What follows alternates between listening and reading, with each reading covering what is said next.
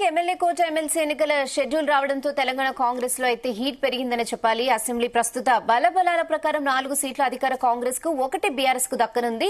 4 సీట్ల కోసం అయితే కాంగ్రెస్ లో తీవ్ర పోటీ ఉంది. సీఎం రేవంత్ రెడ్డి ముఖ్య సలహాదారు వేం నరేందర్ రెడ్డికి అయితే ఖచ్చితంగా అవకాశం ఉంటుందని టాక్ వినిపిస్తోంది. సీనియర్ నేత జీవన్ రెడ్డి కూడా ఎమ్మెల్సీ కావాలని పట్టుబడుతున్నట్లు సమాచారం. ఇక మైనార్టీ కోటలో సీఎం రేవంత్ కోటరీలో కీలకంగా ఉన్న కార్పొరేషన్ చైర్మన్ ఫహీం ఖురేషీ పేరు వినిపిస్తోంది. ఇక మరోవైపు మాజీ మంత్రి షబ్బీర్ అలీ కూడా తన వంతు ప్రయత్నాలు చేసుకుంటున్నారు. ఎస్సీ కోటాలో అద్దంకి దయాకర్ ముందున్నారు. ఇక గతంలో 2 సార్లు ఆయనకు ఎమ్మెల్సీ పదవి వచ్చినట్లే వచ్చి చేజారిపోయింది. ఈసారి ఆయన గట్టిగా ప్రయత్నాలు చేస్తున్నారు. ఇక బీసీ కోటాలో చూసుకుంటే మాజీ ఎమ్మెల్యే కూడా ప్రయత్నం చేస్తున్నారు. సో ఇదే విషయంపై మనం అనాలిసిస్ చేద్దాం. సో భరత్, చాలా టఫ్ కాంపిటీషన్ ఉంది. ఉన్నవి 5. సో ఎవరికి ఎక్కువ ఛాన్స్ ఉంది అంటే ఏం చెప్తారు? ఎక్కువ ఛాన్స్ ఉన్న వ్యక్తి మనతో పాటు లైవ్ లో ఉన్నారు. దయాకర్ గారు, అద్దంకి దయాకర్ గారు, నమస్తే. నమస్తే భరత్ భాయ్. నమస్తే. ఎక్కువ ఛాన్స్ ఎవరికి ఉందంటే నేనైతే అద్దంకి దయాకర్ కే ఉంది. ఎందుకంటే MLA ticket, MP ticket 2 sacrifice చేశారంటారు. కరెక్టేనా? ఎక్కువ ఛాన్స్ మీకే ఉందా? ఇక సాక్రిఫైస్ లిస్ట్ చాలానే ఉంటది. ఒక్కొక్క సందర్భంలో మీరు బ్రేకింగ్స్ లేవు నాకు తెలిసి. ఇప్పుడు కూడా జీటీవీనే ముందు దాన్ని బ్రేక్ చేసింది. సరే, నేను పార్టీ కొరకు పనిచేసే క్రమంలోనే ఇదంతా జరుగుతున్నది. ఒక రకంగా రేవంత్ రెడ్డి గారి యొక్క ఏమంటాం అనుగునిగా ఉండడం అనేది కూడా చెప్పినట్టు వినాల్సిన పరిస్థితి అప్పుడప్పుడు వచ్చింది. కానీ ఈసారి అవకాశం రావడానికి ఎక్కువ స్కోప్ ఉంది. సో ఇంకోటి ఏంటంటే నాకు కూడా వ్యక్తిగతంగా ఇంకా కొనసాగించలేని పరిస్థితి. ఈ త్యాగానికి కూడా ఒక హద్దు, సంయమనానికి కూడా ఒక పరిమితి, సహనానికి కూడా ఒక ఏమంటారు ఒక గీట్ రాయి ఉంటది అన్నట్టుగా చర్చ జరుగుతుంది. పార్టీకి కూడా అంత మంచిది కాదనే ఉద్దేశం వస్తుంది. కాబట్టి డెఫినెట్ గా త్యాగాలు పెద్ద కొత్త ఏమి కాదు కదా. మీకు తెలుసు, మీరు సుదీర్ఘ మీ జర్నలిస్ట్ జీవితంలో మీతో పాటు కలిసే ఉన్నాం మేము కూడా, ఢిల్లీ నుంచి ఇక్కడి వరకు.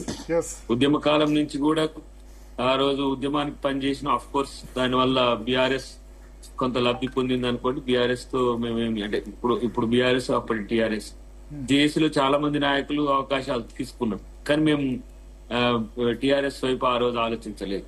ఇమీడియట్ గా సోనియా గాంధీ గారు, ఇక్కడ ఉన్న మా లోకల్ నాయకత్వం, దామోదర్ రాజనరసింహ గారు, అప్పుడు పొన్నాల లక్ష్మి గారు ఆహ్వానించింది. ఇక్కడికి రావడం జరిగింది. 2 సార్లు టికెట్లు ఇచ్చారు. 2వసారి ఓటమికి సంబంధించి ఇంకా అది కోర్టులోనే ఉన్నప్పటికి కూడా మొన్న తుంగతుర్తి అనేది చాలా ఈజీ కంటెస్ట్ నాకు. సో ఆ సందర్భంలో అధిష్టానం ఏమనుకుందో మరి, అవకాశం కల్పించినప్పుడు ప్రత్యామ్నాయ మార్గాలు చూద్దామని చెప్పి ఎంపీ కొరకు ఒక ప్రయత్నం చేసిండ్రు. తర్వాత ఎమ్మెల్సీది డిక్లేర్ అయింది. ఆల్మోస్ట్ ఆల్ డిక్లేర్ అయినాక దాన్ని మహేష్ కుమార్ గౌడ్, బల్మూరు వెంకట్ ఇద్దరికి వచ్చినప్పుడు మీకు ఎమ్మెల్సీ రావాలి. అప్పుడు రావాలి. దీపాదాస్ గారు చేసి మళ్ళీ మిమ్మల్ని అకామిడేట్ చేస్తే, ఇప్పుడు నేను ఆమె చెప్పిన మాట అయితే ఒరిజినల్ గా అంటే నేను ఓబీసీకి అకామిడేట్ చేయాలి. అట్ ద సేమ్ టైం కొన్ని కంపల్షన్స్ ఉన్నాయి. దానికి తోడు మీకు నెక్స్ట్ జరిగే వాటిలో నేను అకామిడేట్ చేస్తాను అని ఈ మాట అన్నది. సరే, దాని వల్ల నేను వారు చెప్పంగానే నేను దాన్ని అంగీకరించడం జరిగింది. సో ఇప్పుడు ఇది దశ ఎమ్మెల్సీకి నాకు తెలిసి ఇప్పటివరకు ఇవి లాస్ట్ ఛాన్స్ ఇది. సో మళ్ళీ వస్తే వచ్చే సంవత్సరం డిసెంబర్ లో ఉంటాయి. అంటే almost all 1.5-2 years, 2026 December almost all. ఇంకోటి ఏంటంటే నాకు ప్రజల నుంచి వస్తున్న నా మీద నేనే ఏం అడగట్లేను, ఏంది ఓపికతో ఉంటుండే నేనే వద్దంటున్నాను కొంతమంది ఏదో దానికి సంబంధించి తనకేదో ముఖ్యమంత్రి గారే హెల్ప్ చేసిండు ఎకనామికల్ గా అని చెప్పి కొంతమంది వ్యతిరేకత కూడా వస్తున్నది.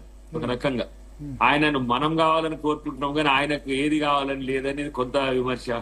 కానీ ఈ 14 నెలలు మాత్రం ఎవ్రీ డే మినిమం అంటే ఒక 100 అటెంప్ట్స్ ఉండే, ఏమైంది సార్ మీది, ఏమైంది అని చెప్పి. వాకింగ్ నడిచిన కాంచి, బజార్లో తిరిగిన కాంచి, ఎయిర్పోర్ట్ నుంచి బయట ఎక్కడ పోయినా కూడా ఇదే. అద్దంకి దగ్గరికి ఏమొస్తుంది. ఒక మిత్రుడు జోక్ చేసిండు, బాహుబలిని కట్టప్ప ఎందుకు పొడిచిండో 2వ హాఫ్ లో తెలిసింది, ఇప్పుడు దయాకర్కు పదవి ఎందుకు రావట్లేదో ఇప్పుడు తెలుస్తుంది అని చెప్పి ఒక జోక్ కూడా వేసింది నా మీద. సో అట్లా అందరి చర్చల్లో ఉండడం అనేది. సరే, పార్టీ తర్వాత రేవంత్ రెడ్డి గారు కొంత మేము అనుకూలంగా ఉండడం అనేది కూడా ఈ సమయానికి ఒక కారణం. కానీ ఇంకా ఆగడం అనేది కూడా కొంత ఇబ్బందికరమే నాకైతే వ్యక్తిగతంగా కూడా. ఈ ఎవరు పిల్లలు అవేంది టవర్లు ఎక్కుతా అని ఒకళ్ళు రోజు ఒక మెసేజ్ వస్తుంటది నాకు, మీకు ఈసారి మీరు గట్టిగా అడగకపోతే మాత్రం. గట్టిగా అడుగుడు ఏంది, పార్టీకి అంతా తెలుసు కదా, పార్టీకి తెలియకుండానే పదవులు వస్తాయా? ఇంకొకటి ఏంటంటే పార్టీ విధానాలను స్పష్టంగా తీసుకుపోవాలంటే ఇప్పుడు అధికారంలో ఉన్నప్పుడు పొజిషన్ లో లేకపోవడం వల్ల మీరే అడుగుతారు. ఇప్పుడు గట్టిగా మాట్లాడినానుకో, మీకు ఏం చేసింది కాంగ్రెస్ అని అడిగినప్పుడు నేను నోరెళ్ళ పెట్టాల్సి వస్తుంది. సో అది దానికి తోడు మన క్రెడెన్షియల్స్ లేవా అంటే అదేం కాదు. రేపటి రోజు ఒకటి ఎప్పుడైనా బాగా అనిపించింది, లాస్ట్ 10 సంవత్సరాలుగా కాంగ్రెస్ పార్టీకి టీవీలో వాయిస్ లాగా ఉన్నారు. నాకు తెలిసి ఎక్కడైనా పెళ్లిళ్ళు ఫంక్షన్లు ఎటన పోతే ఎమ్మెల్యేల కంటే ఎక్కువ మీతోనే సెల్ఫీలు దిగుతారు, అంతేనా?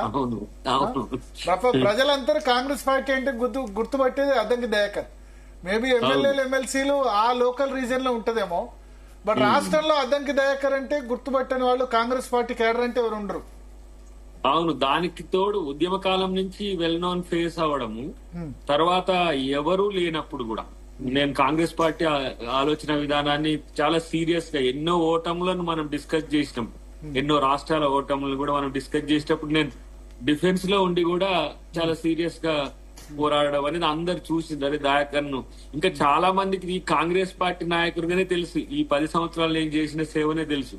అంతకంటే ముందు 10 సంవత్సరాలు చేసిన మూవ్మెంట్ ఇదంతా కూడా చాలా మందికి తెలియదు. దయాకర్ అంటే ఓన్లీ టీవీలో వచ్చే దయాకర్ అని అనుకుంటారు. బట్ నేను నా వ్యక్తిగత జీవితాన్ని మొత్తం కూడా పార్టీ కొరకే, ఓడిపోయిన నెక్స్ట్ డే నుంచి నేను పార్టీ కొరకే ఉన్నాను till today, tomorrow also, what ever అది వస్తుంది డెఫినెట్ గా ఆ నమ్మకం ఉంది. కానీ అంటే మీకు ఎప్పుడైనా అనిపించిందా అంటే మెత్తగా ఉండడం వల్ల లాభం లేదు? ఎందుకంటే ఎమ్మెల్యే సీట్ రాకపోతే చాలా మంది గాంధీ భవన్ లో ప్రొటెస్ట్ చేయడం, లేకపోతే నియోజకవర్గాల్లో మేము ఇండిపెండెంట్ వేస్తా అది ఇది అని చాలా మంది అట్లా చేశారు, చేసి విత్డ్రా చేసుకునే వాళ్ళు కూడా ఉన్నారు. మీరేమి చేయకుండా ఎస్ ఓకే మందుల సామ్యులకి సహకరిస్తున్నా, 2 సార్లు నాకు టికెట్ ఇచ్చారు, అధిష్టానాన్ని నేను గౌరవిస్తా అని అప్పుడు చెప్పారు. అట్లా చెప్పకుండా మీరు కూడా అట్లా లొల్లి చేస్తుంటే వేరే విధంగా ఉండదు, ఈ పార్టీకి ఏదో విధంగా అయిపోయేవాళ్ళ? అంటే నేను సుదీర్ఘ నా రాజకీయ జీవితాన్ని కాంగ్రెస్ తో చూసుకుంటున్నా. ఈ రోజు రానిది రాకపోవడం వల్ల వచ్చే సమస్య, ఇప్పుడు ఈ ట్రావెర్సల్ లీడర్స్ ఉంటారు, ఈ పార్టీ నుంచి ఆ పార్టీ నుంచి ఈ పార్టీ అవకాశాల కొరకు మాత్రమే తిరిగేటోళ్ళు ఉంటారు. నేను వాళ్ళను వ్యతిరేకించాను, రాజకీయాలు అట్లా ఉండొచ్చు కాక. నేను బేసికల్ గా పొలిటికల్ లీడర్ నేను కాను, బేసికల్ గా ఫండమెంటల్ పొలిటికల్ లీడర్ గా నేను మూవ్మెంట్ టర్మ్డ్ పొలిటికల్ లీడర్. నాకు కాంగ్రెస్ పార్టీకి వచ్చే ముందు కూడా నేను చాలా సార్లు ఆలోచించిన, ఎందుకు రాజకీయాలకు నేను యాప్ట్ అయితేనా కానా అనే ఉద్దేశం. కానీ కాంగ్రెస్ పార్టీలకు వచ్చిన తర్వాత నా ఆలోచన విధానానికి కాంగ్రెస్ పార్టీకి సింక్ అయింది కాబట్టి, దానికి తోడు ఫస్ట్ టైం నా టికెట్ పోయినప్పుడు మీకు తెలుసు సోనియా గాంధీ గారు నన్ను ఢిల్లీకి పిలిపించి మళ్ళీ ఆమె టికెట్ నాకు ఇచ్చింది. సెకండ్ టైం కూడా చాలా మంది అడ్డుకునే ప్రయత్నం చేస్తే అప్పుడు రాహుల్ గాంధీ గారు ఏఐసిసి ప్రెసిడెంట్ ఉండే, ఇంటర్వ్యూ చేసి మరీ ఇచ్చింది. సో ఆ సందర్భాల్లో నేను పార్టీకి సంతోషంగా ఉండి నాకు టికెట్ ఇవ్వనప్పుడు నేను ఫీల్ అయితే దాంట్లో అర్థం లేదు. అందుకనే నేను సామ్యుల్ గారినైనా గెలిపిస్తాను అన్నది అందుకు. దట్టు ఇప్పుడు అక్కడ సమస్య ఏమొస్తుంది, ఇప్పుడు మాదిగకి టికెట్ ఇస్తే దయాకర్ వ్యతిరేకం చేసిండు మాల కాబట్టి అని ఒక నెగిటివ్ షేడ్ కూడా వస్తుంది. నేను మాలా మాదిగ అనే ఈక్వేషన్స్ కూడా నేను మాలమానాడు నాయకుడు కూడా నేను ఎప్పుడు పట్టించుకోను దాని విషయంలో. సో ఆ సాక్రిఫైస్ లో కూడా ఒక మజా ఉంటది, అది నాకు తెలుసు కాబట్టి. మజా మీన్స్ నేను వీలైతే పార్టీ అవకాశం ఇస్తేనే పార్టీ కొరకు ఉంటా అనే చాలా మంది నాయకులకు నేను ఒక స్ఫూర్తి అయినా. ఇరు రాష్ట్రాల్లో కూడా చాలా మంది పార్టీ వదిలి వెళ్లాలనుకున్న వాళ్ళు కూడా చాలా పెద్ద నాయకులు నాకు చేసి చెప్పిండు, ఈ కాలంలో ఇట్లా ఉంటారా నాయకులని కూడా. ఒకవేళ నేను పార్టీ మారుంటే ఫక్త్ దయాకర్ గా మిగిలిపోతుంది, అవకాశం రాలేదు, పార్టీ మీద విమర్శ చేసిండే. ఇప్పటికి కూడా పార్టీతో కలిసి ఉంటున్నా, ఇప్పటికి కూడా పార్టీ వాయిస్ గా ఉంటున్నా, ఇప్పటికి కూడా ఉంటున్నా అంటే కాంగ్రెస్ పార్టీ పట్ల నాకున్న కమిట్మెంట్ అది. చాలా మంది ఈసారి కూడా ఒకవేళ అవకాశం రాకున్నా ఏం విమర్శ చేయరా? ఒకవేళ నేను ఏ రోజు నా కొరకైతే కొట్లాడింది లేదు, నా వ్యక్తిగతంగా నేను కొట్లాడింది లేదు, నేను వ్యక్తిగతంగా ఏ రోజు కూడా నా అభివృద్ధి కొరకు చేయమన్నది లేదు. ఈ రోజు కూడా ఆ రోజు ఉద్యమంలో చేసిందని సోనియా గాంధీ గారు అవకాశం ఇచ్చిండ్రు, అటు తర్వాత పార్టీ కొరకు కష్టపడ్డ వైనాన్ని చూసి రాహుల్ గాంధీ గారు ఆ రోజు నాకు అవకాశం ఇచ్చిండ్రు. ముఖ్యమంత్రి గారు కూడా నన్ను రెండవసారి ఎమ్మెల్సీ పోయిన తర్వాత నన్ను పిలిచి నీకు చట్టసభల్లోకి పంపించే ఆలోచన ఉన్నది కాబట్టి నేను ఆ అవకాశాన్ని 2-3 సార్లు ప్రయత్నం చేసినా అది వీలు కాలేదు. డెఫినెట్ గా నేను ఎప్పటికైనా చట్టసభలకు పంపిస్తా అని ఒక హామీ ఇవ్వడం అనేది తన ద్వారా జరిగింది. తర్వాత ఒక బహిరంగ సభలో కూడా నేను దయాకర్ వేరేం కాదా బాబు, సగం ముఖ్యమంత్రి ఆయనే అన్నట్టుగా కూడా ఒక మాట మాట్లాడింది. దాన్ని నేనేమి అహంతోనో లేకపోతే నాకేదో గొప్పగా నేనేం తీసుకోను. అంటే ముఖ్యమంత్రి నా దృష్టిలో, అంటే ముఖ్యమంత్రి దృష్టిలో నేను అట్లా ఉన్నప్పుడు నేను ఎంత హుందాగా ఉండాల్సిన అవసరం ఉంటుందో నాకు గుర్తు చేస్తుంటది. తర్వాత మహేష్ కుమార్ గౌడ్ గారు కూడా, మా పిసిసి అధ్యక్షుడు కూడా ఈ మధ్య కాలంలో చాలా సార్లు మేము 2-3 సార్లు కలిసినప్పుడు డెఫినెట్ గా ఈసారి అకామిడేట్ చేయకపోతే ఇబ్బంది అవుతుంది అనే ఉద్దేశంతో అన్నాను. కాబట్టి ఇబ్బంది నల్గొండ జిల్లా నుంచే ఉంది. కోమటిరెడ్డి వెంకటరెడ్డి, ఉత్తమ్ కుమార్ రెడ్డి, జానారెడ్డి ముగ్గురు కూడా మీ మీద సుముఖంగా లేరు. మీకు పదవి రాకపోవడానికి వాళ్లే కారణం అంటారు. వాళ్ళు సపోర్ట్ చేస్తారా? వాళ్ళైతే ఇప్పుడు ఎట్టి పరిస్థితుల్లో అడ్డుపడే అవకాశం అయితే లేదు. అది వెంకటరెడ్డి గారు మీకు తెలుసు, నా సినిమా ఏంది ఆడియో రిలీజ్ కూడా తను వచ్చిండు, ఓపెన్ గానే చెప్పిండు. తుంగతుర్తి మీటింగ్ లో కూడా తను చెప్పిండు. తర్వాత ప్రైవేట్ మా డిస్కషన్స్ లో కూడా 2-3 సార్లు కలిసినప్పుడు ఈ ఎమ్మెల్సీ గురించి చర్చించుకున్నాం. తర్వాత ఉత్తమ్ కుమార్ రెడ్డి గారికి కూడా నేను ఈ మధ్య కాలంలో చెప్పడం జరిగింది. తర్వాత జానారెడ్డి గారిని కూడా పర్సనల్ కలిసినాం మొన్న ముఖ్యమంత్రి గారిని కలిసినాక. సరే, ఇప్పుడు చాలా మంది ఏంటంటే అడగకపోతే అమ్మాయినా పెట్టదు అన్నట్టుగా అంటారు కదా. అడగాలి, ఇది రాజకీయాల యొక్క లక్ష్యం అది. సో అడిగిన తర్వాత ముఖ్యమంత్రి గారిని కూడా రేపు ఎల్లుండో కలిసి మళ్ళీ విషయంలో నేను నా సుముఖతను చెప్పే ప్రయత్నం చేస్తా. అన్నిటికంటే ముఖ్యంగా ఏంటంటే సగటు కార్యకర్త. నేను మొన్న సిద్దిపేట పోతే దాదాపు నేను అనుకుంటా ఇప్పుడు ఈ ఏమంటారు ఈ డస్ట్ ఎలర్జీ ఇదంతా వచ్చింది. అందుకనే ఈ జలుబు కూడా ఎంత మంది అంటే ఆడ ఒక 4,000 to 5,000 ఓటర్స్ ఉంటే ప్రతి ఒక్కళ్ళు వచ్చి దగ్గరకు వచ్చి చెప్పడము, అంతసేపు ఉండడము అసలు మామూలుగా అనిపించలేదు నాకంటే. ఇంకా ఇంత ప్రేమ ఉన్నది జనంలో అని. అంటే మామూలుగా 1.5 years అయిన తర్వాత ఏ నాయకుని గురించి కూడా పెద్దగా ప్రజల్లో చర్చ ఉండదు. కానీ ఆ ప్రజల యొక్క అభిమానం, మళ్ళీ నా ప్రాంతం ఏం కాదు కదా సిద్దిపేట, అక్కడ ఎక్కడన్నా పోను మన తెలుగు వాళ్ళు ఉండేది, అది తెలుగు రాష్ట్రాలే కాదు, ఎక్కడైనా ప్రపంచ దేశాల నుంచి కూడా ఫోన్లు వస్తుంది, సార్ మీ పరిస్థితి ఏమైందని. సో ఇది నాకు కొంచెం ఇబ్బందికరంగా ఉన్నది. ఏదో ఒకటి దాంట్లో అకామిడేట్ అయితే నాకేదో నష్టం జరిగినట్టు, అన్యాయం జరిగినట్టు ప్రజలు ఫీల్ అవ్వడం అనేది కూడా నేను ఫీల్ కావాల్సి వస్తున్నది. అది ఉన్నది. కాబట్టి డెఫినెట్ గా ఈసారి ఉత్తమ్ కుమార్ రెడ్డి, జానారెడ్డి మీరు అడిగారు పర్సనల్ గా, అంటే సందర్భం వచ్చినప్పుడు ఓకే, రాజగోపాల్ రెడ్డి సపోర్ట్ చేస్తారా? డెఫినెట్. మొన్న నేను తనని కూడా కలిసి ఉంటే, మా నియోజకవర్గం మిత్రులు వచ్చినప్పుడు కలిసి ఉంటే, ఎవరు ఇప్పుడు వ్యతిరేకించే స్థితి లేదు నాకు తెలిసి. అయితే వ్యతిరేకించరు. Almost all most eligible leader గా కాంగ్రెస్ పార్టీలో ఉండడం. తర్వాత పార్టీ ప్రతిసారి ఆలోచిస్తుంది, పార్టీ పెద్దలు కూడా చెప్తున్న వైనం నేను గమనిస్తున్నా గానీ, పార్టీకి కూడా ఇప్పుడు రేపు నేనే ప్రతిపక్షాలు లేకపోతే ఇతర వ్యక్తులు నన్నే చూపే అవకాశం కూడా ఉంటది. అది కూడా రావద్దని కోరుకుంటాం. ఇది మనం ఏమీ చెప్పలేని స్థితి కూడా ఉంది భరత్ భాయ్. ఎట్లా అంటే కాంగ్రెస్ మనం ఒక రకంగా మాట్లాడితే ఇంకొక రకంగా రైట్ అవుతుందేమో, ఇంకొక రకంగా మాట్లాడితే ఇంకొక అంటే వివిధ అర్థాలు, నానా అర్థాలు తీసుకునే పరిస్థితి కూడా ఉంటది. దయాకర్ వద్దన్నల్ని ఊరుకుంటాడేమో అన్నట్టుగా. అసలు కొంతమంది అయితే నన్ను నిలదీసిన వైనం కూడా చూసిన నేను. గట్టిగా కార్పొరేషన్స్ అవి అడగలేదా మిమ్మల్ని? నేను కార్పొరేషన్ అడగను కూడా. ఎందుకంటే మనల్ని మనం మరీ అంత తక్కువ చేసుకోవడం కూడా అంత తక్కువ. అంటే కార్పొరేషన్ చైర్మన్ అంత తక్కువ అని కాదు. నేను చట్టసభల్లో ఉండాలని నాకు కోరిక. ఇంకా నాకేదైనా కార్పొరేషన్ లాంటిది అనేది అంటే నేను ముందే ఇద్దును అన్నాడు ముఖ్యమంత్రి గారు. ఈ మొదటి దశలోనే ఇద్దును.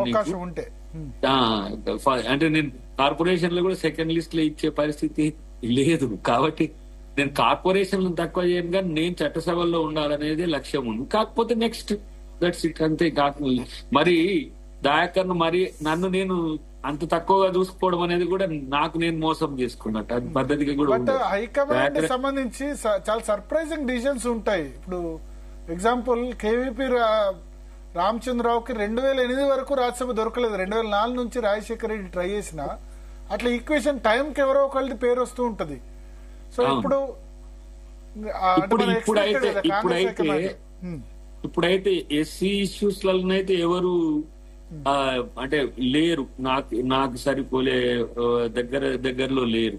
ఎందుకంటే కొంత బేస్ కూడా ఉన్నది. లేకపోతే ఇప్పుడు ఓడిపోయిన వాళ్ళంతా కూడా ఇవ్వాలని అంటే చాలా పెద్ద లిస్ట్ వస్తుంది. సో 2 అవకాశాలు ఇవ్వడం అనేది ఇప్పుడు సాధ్యమయ్యేది కాదు. ఎందుకంటే నా లాంటి వాడు అసలు మామూలుగా ఐడియల్ గా ఉండడమే జనంలో ఇబ్బందికరంగా ఉన్నది. ఇప్పుడు ఇంకోటి హోదాతో మాట్లాడలేకపోవడం అనేది కూడా ఒక గిల్ట్ కూడా ఉంటది కదా. ఇప్పుడు కొత్తగా వచ్చి బయట నుంచి వచ్చిన వాళ్ళకి అవకాశాలు వచ్చి చాలా పెద్ద మాకంటే చాలా సబ్ జూనియర్స్ కూడా నేను చూస్తున్నా కదా. కానీ మా వ్యక్తిగత హోదాల్లోనే రాణిస్తున్నాం. ఇప్పుడు మీలాంటి వాళ్ళు మీడియా ప్రయారిటీ ఇవ్వడమైనా, మా వాయిస్ ప్రయారిటీ ఇవ్వడమైనా మేము చేసిన క్రెడెన్షియల్స్ తో వస్తున్నాయి. కానీ ఇది నేను ఇప్పుడు ఆంధ్రప్రదేశ్ లో ఇప్పుడు మనోడు జీవి రెడ్డిదే ఇంతసేపు చెప్పింది కదా మీరు, మేము కలిసి ఉన్నోళ్ళ మనోనికి అక్కడ అవకాశం పక్కన పెట్టు. చాలా మంది ఆంధ్రప్రదేశ్ లో ప్రతిపక్షంగా ఉండి కొట్లాడిన వాళ్ళు మంత్రులు అయిన వాళ్ళని చూసి మాతో ఉండి మాకంటే సబ్ జూనియర్స్ అలా చూస్తే ఉద్యమంలో లేకపోతే టీవీ చర్చల్లో పాల్గొని పదవులు రాని వాళ్ళంటే దాసో శ్రవణ్ ఒక్కరు మిగిలారు. తను కూడా ఉద్యమాల్లో సుదీర్ఘ కాలంగా ఉన్నాడు. సరే ఈ సందర్భంలో బ్రేక్ దొరకలే.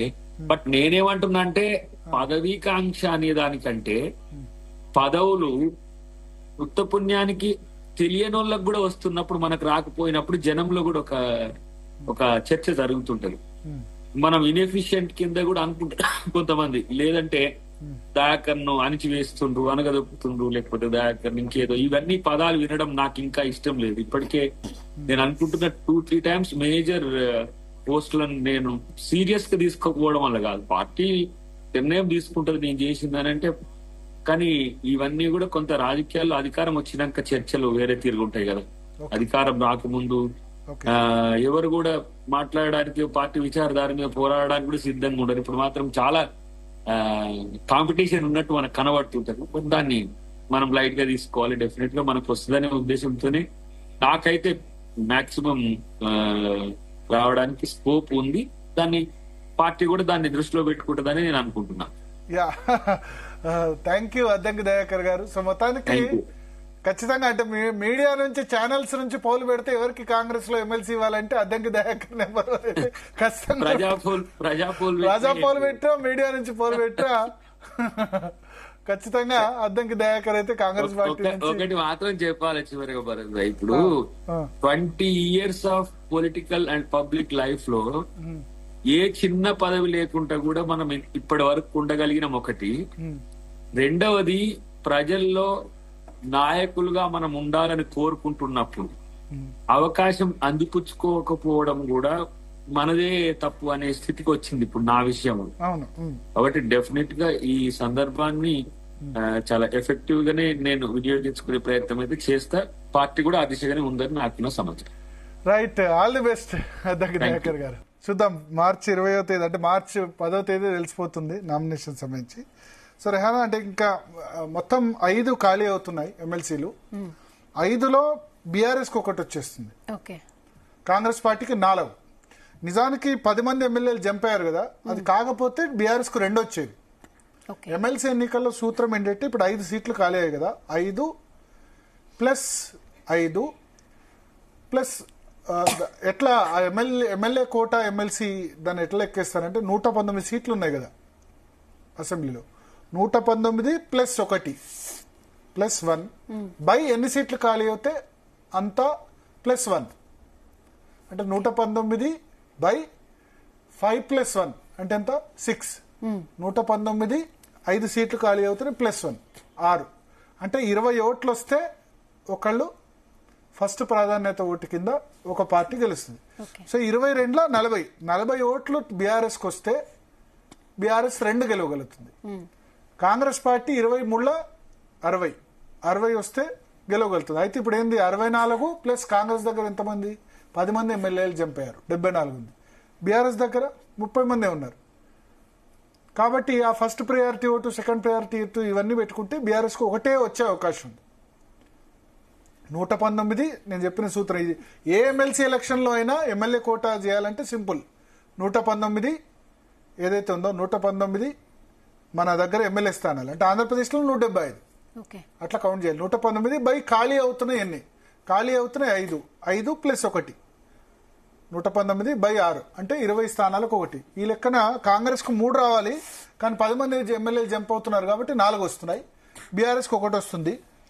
బీఆర్ఎస్ నుంచి సత్యవతి రాథోడ్, మహమూద్ అలీ, షేర్ సుభాష్ రెడ్డి 3 ఖాళీలు అవుతున్నాయి. ఒకటి మజ్లిస్ వ్యక్తికి సంబంధించిన ఖాళీ ఉంది. సత్యవతి రాథోడ్ ని ఇటీవలే విప్గా నియమించారు, మండలిలో విప్గా. అంటే కేసీఆర్ ఇండైరెక్ట్ గా 2 నెలల కాలంకైతే మండలిలో విప్ పెట్టరు కదా. శాసనసభలో విప్గా వివేకానంద్ గౌడ్ను పెట్టారు, కుత్బుల్లాపూర్ ఎమ్మెల్యే. శాసన మండలి విప్గా సత్యవతి రాథోడ్ను పెట్టారు. 2 నెలల టైంకి అయితే విప్గా పెట్టరు కదా. సో ఆమెనే మళ్ళీ నామినేట్ చేస్తారని ఇండైరెక్ట్ గా కేసీఆర్ సంకేతం పంపించారంటున్నారు. So mostly Satyavathi Rathod confirm కావచ్చు టీఆర్ఎస్ నుంచి. చూడాలి, మరి చెప్పలేము, ఇంకా మార్చి 10 వరకు టైం ఉంది. కాంగ్రెస్ నుంచి 4 వస్తున్నాయి. 4 తీవ్ర పోటీ ఉంటది, చాలా తీవ్ర పోటీ ఉంటుంది. ఫస్ట్ ఈ 4 సీట్లలో అసలు కాంగ్రెస్ కు సొంత పార్టీ కంటే బయట నుంచి పోటీ ఎక్కువ ఉంది. ఒకటి సిపిఐకి ఏం హామీ ఇచ్చారంటే వీళ్ళు అప్పుడు ఒకటే ఎమ్మెల్యే సీట్ ఇచ్చి 2 ఎమ్మెల్సీల సీట్ ఇస్తామని కాంగ్రెస్ హైకమాండ్ హామీ ఇచ్చింది కేసీ వేణుగోపాల్. ఇక్కడ సిపిఎం ఇద్దరితో అలయన్స్ అంటే సిపిఎం కూడా 1 ఇస్తామన్నారు, సిపిఐకి 1 ఇస్తా అన్నారు. ముందు 2, 3 అన్నారు, తర్వాత లాస్ట్కు 1, అది కొత్తగూడెం కూనంనేని సాంబశివరావు గెలిచారు. 2 ఎమ్మెల్సీలు ఇస్తాం మీకు అని గ్యారంటీ అని హామీ ఇచ్చారు ఎవరు? హైకమాండ్ నుంచి. ప్లస్ ఎంఐఎంది 1 ఖాళీ అవుతుంది ఇప్పుడు సీటు, అప్పుడు బీఆర్ఎస్ ఇచ్చింది. ఇప్పుడు ఎంఐఎం ఎవరితో ఉంది? కాంగ్రెస్తో ఉంది. ఎవరు అధికారంలో ఉంటే వాళ్ళతో ఉంటారు ఎంఐఎం. సో ఎంఐఎంది ఖాళీ అవుతుంది కాబట్టి ఎంఐఎం వాళ్ళు అడిగే అవకాశం. ఎంఐఎంకి 7 అసెంబ్లీ సీట్లు నిజానికి రాదు ఎంఐఎంకి ఎమ్మెల్సీ సీటు, కానీ కాంగ్రెస్ వాళ్ళు కూడా అడిగే అవకాశం ఉంది కదా. రేవంత్ రెడ్డి కూడా ఎంఐఎం సపోర్ట్ కావాలి. ఏ విషయాల్లో? మూసీ సుందరీకరణ కావాలి, ఓల్డ్ సిటీ నుంచి హైదరాబాద్ మెట్రో ఓల్డ్ సిటీ నుంచి వెళ్ళాలన్న ఎంఐఎం సపోర్ట్ కావాలి. కొంత వాళ్ళ మధ్య సాఫ్ట్ అయిపోయింది. కాంగ్రెస్ తోనే ఇప్పుడు ఎక్కువ ట్రావెల్ చేస్తుంది బీఆర్ఎస్ కంటే, అక్బరుద్దీన్ ఓవైసీ అయినా అసదుద్దీన్ ఓవైసీ అయినా. సో దీన్ని బట్టి చూస్తే ఎంఐఎం కు 1 ఇచ్చే అవకాశం కనిపిస్తుంది. సిపిఐకి 2 ఇస్తామన్నారు, కానీ ఇప్పుడున్న పరిస్థితిలో నాకు తెలిసి సిపిఐకి ఇచ్చే అవకాశం లేదు. వాళ్ళు రెడీ అవుతున్నారు. చాడా వెంకటరెడ్డి మాజీ ఎమ్మెల్యే ప్లస్ అక్కడ పల్లా వెంకటరెడ్డి నల్గొండ జిల్లా నుంచి వాళ్ళు రెడీ అవుతున్నారు అడుగుదామని. కానీ కాంగ్రెస్ హైకమాండ్ హామీలు అంత ఖచ్చితంగా అమలవుతాయని లేదు కదా. సో ఆ ఎంఐఎంకు పోతే 1 ఎంఐఎంకు సిపిఐ ఇద్దరిట్లో 4లో 1 పోతే మిగతా 3 మిగులుతాయి. 3లో మనం 3 కోటాలకు చూద్దాం. 1 జనరల్, 2ది ఎస్సీ, 3ది బీసీ. దీని వారిగా ప్రాబబుల్ తీసుకుంటే జనరల్ ఓసీ కోటాలో వేం నరేందర్ రెడ్డి ఉన్నారు, రేవంత్ రెడ్డికి అత్యంత సన్నిహితుడు. రాజశేఖర్ రెడ్డి కేవీపీ ఎట్లానో వేం నరేందర్ రెడ్డి ఎట్లా. ఆల్రెడీ ఇప్పుడు ఆయన సలహాదారుగా రేవంత్ రెడ్డి వచ్చిన ముఖ్యమంత్రి అయిన 1 వీక్ 10 డేస్లోనే ఆయన సలహాదారుగా నియమించుకున్నారు. సో ఆల్రెడీ సలహాదారుగా ఉన్నారు రేవంత్ రెడ్డికి. ఏ విషయాల్లో? పొలిటికల్ అఫైర్స్, రాజకీయ వ్యవహారాల సలహాదారుగా వేం నరేందర్ రెడ్డి కీలక పాత్ర పోషిస్తున్నారు. ప్రభుత్వంలో సరే మంత్రులు ఎవరు ఏ విధంగా ఉన్నా ఏదైనా పని రేవంత్ రెడ్డి కలవడం పాసిబుల్ కాదంటే రేవంత్ రెడ్డి ఆ టాస్క్ ను వేం నరేందర్ రెడ్డికి అప్పచెప్తారు. అయితే వేం నరేందర్ రెడ్డి 2004లోనే ఎమ్మెల్యే, 2004లోనే మహబూబాద్ నుంచి టీడీపీ నుంచి ఎమ్మెల్యేగా ఉన్నారు. రేవంత్ రెడ్డి కంటే ముందే ఎమ్మెల్యే అయ్యారు వేం నరేందర్ రెడ్డి. కానీ వేం నరేందర్ రెడ్డి పాపం దురదృష్టం ఏంటంటే 2009లో ఆ మహబూబాద్ సీటు డీలిమిటేషన్లో ఎస్టీ రిజర్వ్ అయిపోయింది. తెలుగుదేశం పార్టీ నుంచి 2004లోనే మహబూబాద్ ఎమ్మెల్యేగా వేం నరేందర్ రెడ్డి గెలిచారు. గెలిచిన తర్వాత మహబూబాద్ సీటు 2009లో డీలిమిటేషన్లో ఎస్టీ సీట్ అయిపోయింది. ఎస్టీ రిజర్వ్ కాబట్టి ఆయన కంటెస్ట్ చేయలేరు. సో ఆ సీట్ అప్పుడు తెలుగుదేశం పార్టీ నుంచి వేరే వాళ్ళకి ఇచ్చారు.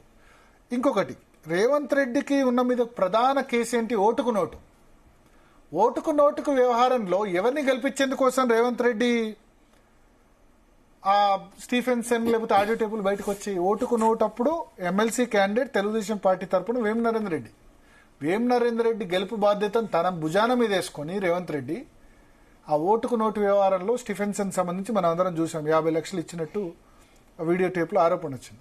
సో వాళ్ళిద్దరు నేను ఈ సంఘటన ఎందుకు ఎత్తున్నా అంటే వాళ్ళిద్దరి మధ్య ఎంత సాన్నిహిత్యం ఉంది వేం నరేందర్ రెడ్డి రేవంత్ రెడ్డి మధ్య. సో ఆయన గెలిపించేందుకోసం ఈయన అంత సాహసం చేశారు రేవంత్ రెడ్డి. సో ఇప్పుడు గవర్నమెంట్ వచ్చిన తర్వాత సరే ఆయన ఇప్పుడు వరంగల్ నేటివ్ ప్లేస్ వరంగల్ జిల్లా, వరంగల్ కానీ మహబూబాద్ కానీ రెండు కూడా ఎంపీటీ టికెట్లు ఇద్దామంటే ఒకటి ఎస్సీ రిజర్వ్డ్ ఒకటి ఎస్టీ రిజర్వ్డ్. కాబట్టి ఇప్పుడు ఎమ్మెల్సీ అవకాశం వచ్చింది 4. కాబట్టి వేం నరేందర్ రెడ్డి కూడా ఎమ్మెల్సీ కోరుకుంటారు కదా, అని సలహాదారునే కాదు ఎమ్మెల్సీ. నేను ఇదివరకు 2004లోనే ఎమ్మెల్యే చేశాను, ఎమ్మెల్సీ కోరుకుంటారు. సో దీన్ని రేవంత్ రెడ్డి ఎంతవరకు ముందుకు తీసుకెళ్తారో అనేది చూడాలి. ఇదే రెడ్డి కోటాలో ఇంకో 2 పేర్లు ప్రముఖంగా వినబడుతున్నాయి. రేవంత్ రెడ్డి ఖచ్చితంగా సపోర్ట్ చేయొచ్చు వేం నరేందర్ రెడ్డిని, కానీ ఒక రేవంత్ రెడ్డి సపోర్ట్ చేస్తే సరిపోదు, కాంగ్రెస్ హైకమాండ్ కూడా అంగీకరించాలి. ఆల్రెడీ ఆయనకు సలహాదారు ఇచ్చారు కదా, మళ్ళీ ఎందుకు అనొచ్చు. లేదా జీవన్ రెడ్డిని ఉత్తమ్ కుమార్ రెడ్డి కానీ బట్టి విక్రమార్క కానీ సపోర్ట్ చేయొచ్చు రెడ్డి కోటాలో. జీవన్ రెడ్డి ఆల్రెడీ జగిత్యాల నుంచి పోటీ చేసి ఓడిపోయారు, మొన్న ఎంపీ ఎలక్షన్లో కూడా ఓడిపోయారు. కానీ ఆయన దగ్గర సంజయ్ కుమార్ బీఆర్ఎస్ నుంచి వచ్చి కాంగ్రెస్ పార్టీలో జాయిన్ అయ్యారు. సో తీవ్ర అసంతృప్తి జీవన్ రెడ్డి వ్యక్తం చేశారు. మన గ్రాడ్యుయేట్ ఎమ్మెల్సీకి కూడా ఆయన సిట్టింగ్ ఎమ్మెల్సీ సీట్ ఇప్పుడు ఆల్ఫోర్స్ నరేందర్ రెడ్డి పోటీ చేస్తుంది.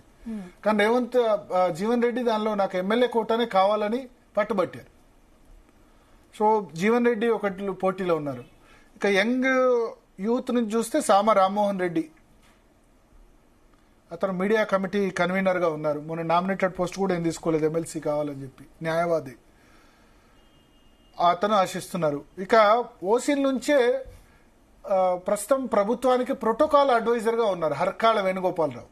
రేవంత్ రెడ్డికి అత్యంత సన్నిహితుడు. వేం నరేందర్ రెడ్డితో పాటే అతన్ని కూడా సలహాదారుగా అపాయింట్ చేశారు. హైకమాండ్ తో మంచి రిలేషన్స్ ఉన్నాయి, కేసీ వేణుగోపాల్తో, ప్రియాంక గాంధీతో, రాహుల్ గాంధీతో ప్రోటోకాల్. కాబట్టి 2014 నుంచి కూడా ప్రోటోకాల్ ఆయన చూస్తూ వస్తున్నారు. నిజానికి 2018లోనే ఆయనకి ఎమ్మెల్సీ క్యాండిడేట్ డిక్లేర్ కావాలి. అంతలో కాంగ్రెస్ ఎమ్మెల్యేలు కాస్త 13 మంది ఎమ్మెల్యేలు జంప్ అయిపోయారు బీఆర్ఎస్కి. సో అప్పటి నుంచి ఆయన 2014 నుంచి ఎమ్మెల్సీ టికెట్ కోసం వెయిట్ చేస్తున్నారు. అయితే ఆల్రెడీ ఆయనకి ఇప్పుడు ఈ ప్రోటోకాల్ సలహాదారు ఉంది కాబట్టి మరి ఆ విషయంలో ఎట్లా నిర్ణయం తీసుకుంటారన్నది చూడాలి. సో ఓసీ కోటాలో వేం నరేందర్ రెడ్డి, జీవన్ రెడ్డి, హర్కాళ వేణుగోపాలరావు, సామ రామ్మోహన్ రెడ్డి ఉన్నారు. ఇక బీసీల నుంచి చూస్తే మనం ఎన్నికల్లో టికెట్ ఇవ్వని వారి విషయానికి వస్తే ఎర్రావతి అనిల్ నిజామాబాద్ లో బాల్కొండ నుంచి సీట్ ఆశించారు. కానీ అక్కడ ఆరెంజ్ ట్రావెల్స్ అధినేత సునీల్ రెడ్డి అక్కడ పార్టీలో కాంగ్రెస్ పార్టీలో జాయిన్ అయ్యి ఆయన టికెట్ తీసుకున్నారు. సో రేవంత్ రెడ్డికి అత్యంత సన్నిహితుడు. ఒక దశలో రేవంత్ రెడ్డి కోసం బట్టి విక్రమార్కను, ఉత్తమ్ కుమార్ రెడ్డిని, వీళ్ళిద్దరిని కూడా బహిరంగంగా ప్రెస్ కాన్ఫరెన్స్ లో తిట్టిన వ్యక్తి. ఇప్పుడు ఆయన మైనింగ్ డెవలప్మెంట్ కార్పొరేషన్ చైర్మన్ గా అనిల్ ఉన్నారు. సో అనిల్కి ఏంటంటే ఎమ్మెల్యే టికెట్ ఇవ్వలేదు. ఆయన మాజీ ఎమ్మెల్యే, పీఆర్పీ సమయంలోనే 2009 నుంచి 2014 మధ్య 5 సంవత్సరాలు ఎమ్మెల్యేగా పనిచేశారు. ఎమ్మెల్యేగా పనిచేసి ఎమ్మెల్యే టికెట్ రాదు కాబట్టి ఇప్పుడు ఆయన ఆశిస్తున్నారు. రేవంత్ రెడ్డి ఆయన సపోర్ట్ చేయొచ్చు. ఇక బీసీ కోటా నుంచి వి హనుమంతరావు కూడా ఉన్నారు. వి హనుమంతరావు నిజానికి రాజ్యసభ సీట్ ఆశిస్తున్నారు, మొన్ననే ఆశించారు. కానీ అనిల్ కుమార్ యాదవ్కి వచ్చింది.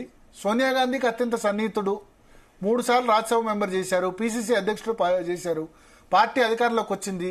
కాంగ్రెస్ పార్టీని ఎంతో మంది వీడినా సరే వి హనుమంతరావు మాత్రం కాంగ్రెస్ అంటే వి హనుమంతరావు అంటే కాంగ్రెస్ సిటీలో ఆ విధంగా ఆయన పట్టుకొని ఉన్నారు. బీసీ వాదం వినిపిస్తూ ఉన్నారు. సో ఆయనకు ఎమ్మెల్సీ ఇచ్చి మండలి చైర్మన్ గానీ మండలి వైస్ చైర్మన్ గానీ చేసే అవకాశం ఉంది ఆయన హోదాకు తగ్గట్టు. ఇక్కడ గుత్తా సుఖేందర్ రెడ్డిది నెక్స్ట్ ఇయర్ టర్మ్ అయిపోతుంది మండలి చైర్మన్.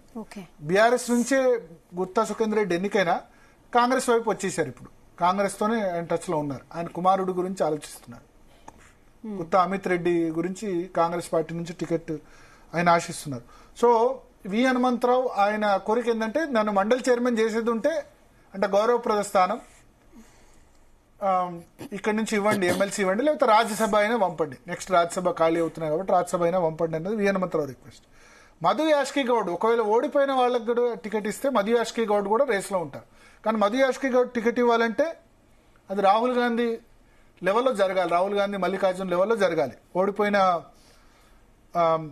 ఎన్నికల్లో పోటీ చేశారు ఎల్బీ నగర్ నుంచి లాస్ట్ మూమెంట్లో, ఎంపీ టికెట్ అడగలేదు.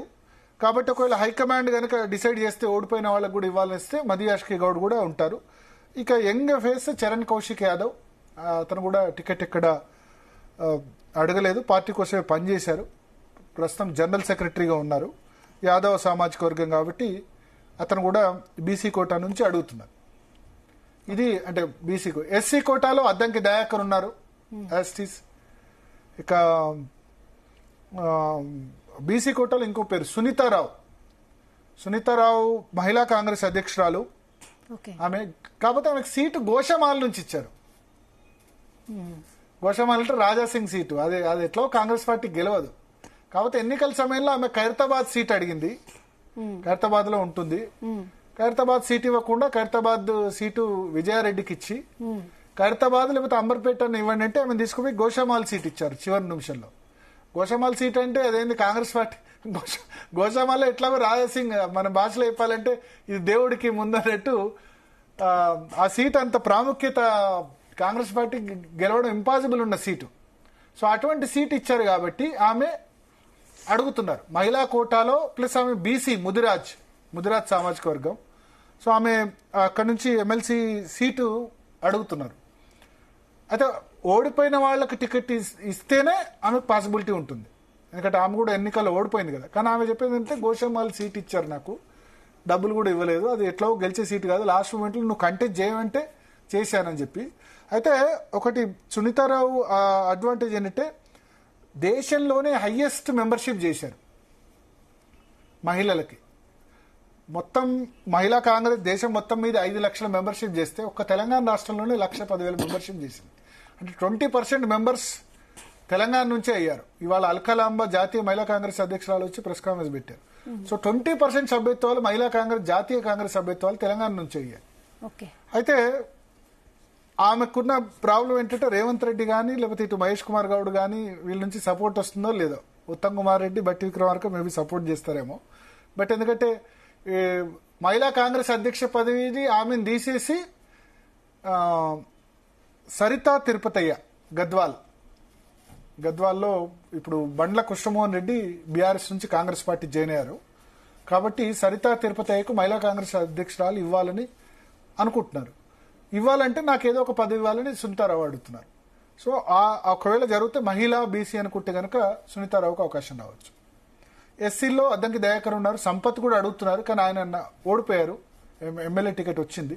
సో ఓడిపోయిన వాళ్ళని కన్సిడర్ చేస్తే ఆయన చెప్పలేం. అద్దంకి దయాకర్కి మోస్ట్లీ దక్కొచ్చు, ఎందుకంటే మోస్ట్లీ ఉత్తమ్ కుమార్ రెడ్డి కానీ జానారెడ్డి కానీ కోమటిరెడ్డి కూడా పెద్దగా అభ్యంతరం వ్యక్తం చేయకపోవచ్చు ఈసారి. ఇక మైనారిటీ కోటాలో ఇస్తే గనక షబ్బీర్ అలీ ఉన్నారు, ఫహీం ఖురేషి కూడా ఇప్పుడు కార్పొరేషన్ చైర్మన్ గా కూడా ఉన్నారు. ఆయన మంత్రి పదవిలో కూడా తీసుకోవచ్చు, చెప్పలేమని కూడా చెప్తున్న పరిస్థితి.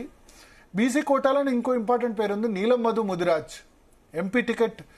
ఎమ్మెల్యే టికెట్ ఆయనకి ఇచ్చి వాపస్ తీసుకున్నారు. కాటా శ్రీనివాస్ గౌడ్కి ఇచ్చారు, కానీ కాటా శ్రీనివాస్ గౌడ్ ఓడిపోయారు. ఎంపీ టికెట్ ఆ సమయంలో పిలిచి మెదక్ ఎంపీ టికెట్ ఇచ్చారు, 39,000తో ఓడిపోయారు. సో ముదిరాజ్ సామాజిక వర్గానికి ఒక మంత్రి పదవి ఇస్తా అని రేవంత్ రెడ్డి ప్రామిస్ చేశారు.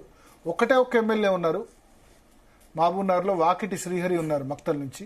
ఆయన కాకుండా నీలం మధు ముదిరాజ్కి ఇవ్వాలని అనుకుంటున్నారు రేవంత్ రెడ్డి. సో ఎమ్మెల్సీ గనక నీలం మధు ముదిరాజ్కి ఇస్తే మంత్రి పదవి కూడా చేపట్టే అవకాశం ఉంది.